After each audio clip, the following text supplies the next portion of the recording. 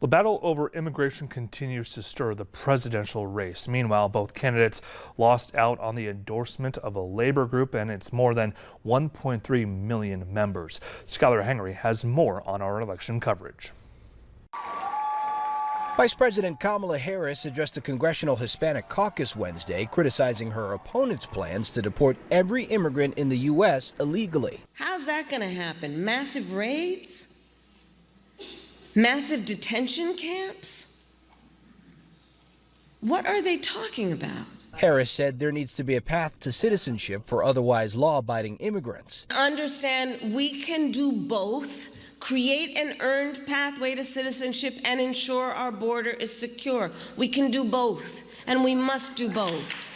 I believe the border is of the greatest interest. Campaigning in Michigan Tuesday night, former President Donald Trump blamed Harris and Biden for letting migrants into the country. Remain in Mexico is a very good thing.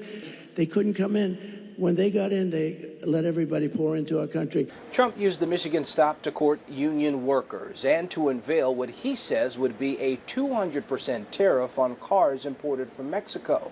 Trump and Harris had both been fighting to win the endorsement of the Teamsters union.